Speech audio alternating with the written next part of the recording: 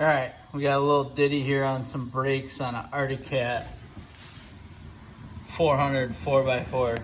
I think this is about 2008 model. I'm not 100% sure on that. Arctic Cat likes to keep that shit a secret, and they don't. Hard to find it on the frame. On the other side, there's a tag, but I didn't see anything. But so we're gonna talk about how fucked up the brakes are on this here particular machine. So we got front disc on each side. There's the disc, right? And this here, which I don't know, on the left side of the machine, generally that's either the clutch or it should be a back brake on most four-wheelers, right?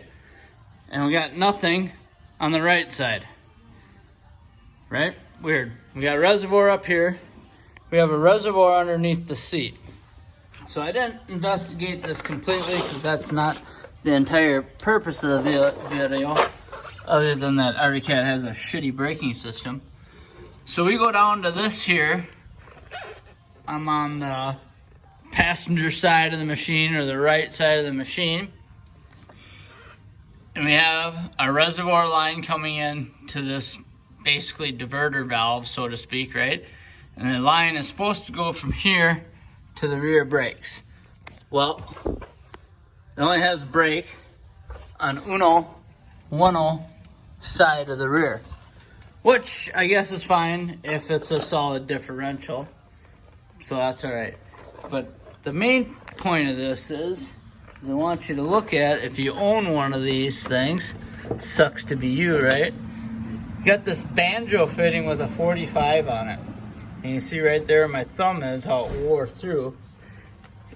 It actually rubbed on the rim, and you can kind of see where it's rusted from here all the way back around to this side.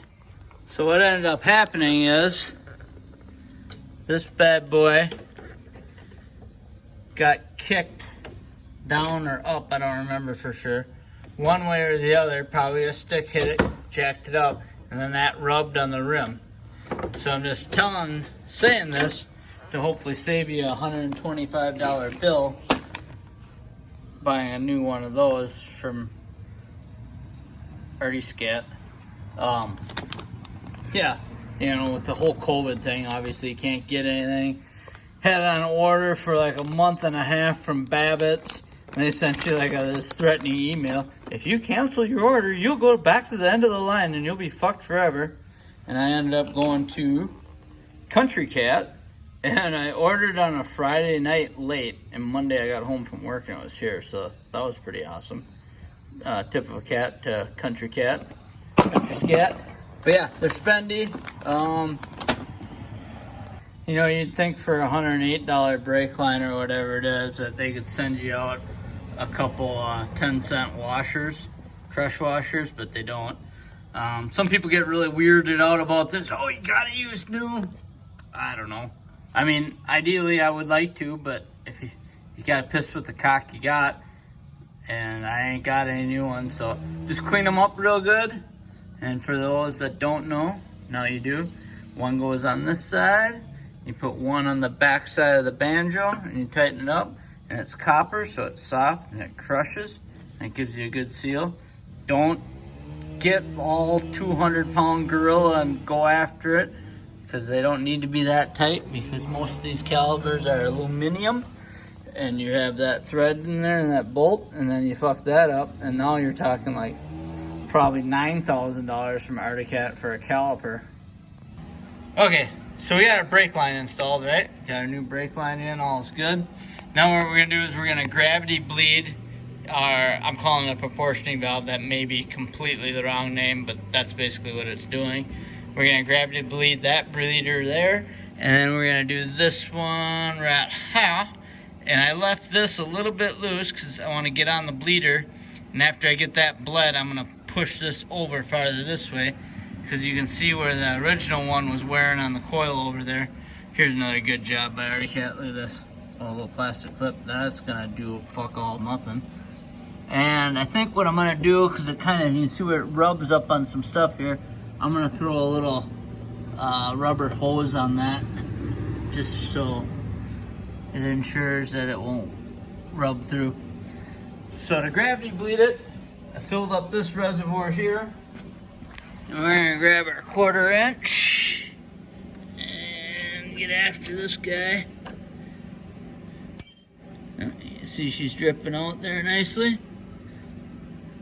So I'm happy with that. Tighten that up. And then we'll kind of come over to this one here. Get my fat fingers in there.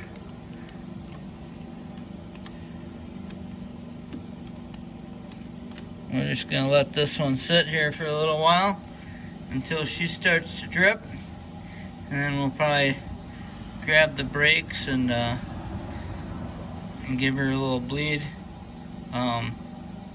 Easy way to do it too is you can, in this particular spot, you can put your finger over here. I don't really suggest this because you gotta know what you're doing, otherwise you can inject hydraulic fluid into you. But if you put your finger over here and you press down on the brake pedal and then you let the fluid push your finger off, and before you let up on the pedal, you push your finger back on it so no air. A good way to get the air out. Ideally, the best way is pump it up, have someone hold it, and then you crack the bleeder and you force a bunch of air out. But usually on these ATV stuffs and snowmobiles and that, you don't really need to go after it as hard as you do like a car, because one, the system's so small and they just don't trap the air like a car does. You don't have the distance of the lines and all that. Normally, if you see a drip like that on a gal, you'd want to run, but I'd say this is pretty good here. I feel like we got most of the air out. And if you don't know, you don't know. But how you know if you have air in a system is, air, believe it or not, most people do not believe this no matter how many times you tell them. Air is compressible. Think of air as a big spring, just spring, right? So if you got air in that system, it's a spring. It's absorbing that energy. That's when you get a spongy pedal, is if you got air in it. If you have no air in a system, you should have a nice, firm, rock-hard pedal. If you have a lot of travel on a pedal, now you can confuse that with spongy, but there's a difference. Spongy is spongy, travel is travel, right?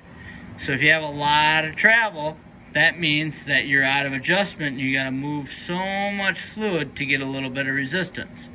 Spongy is meaning that you got air in there that you can't make pressure because the air, in a sense, is absorbing it because it's a spring.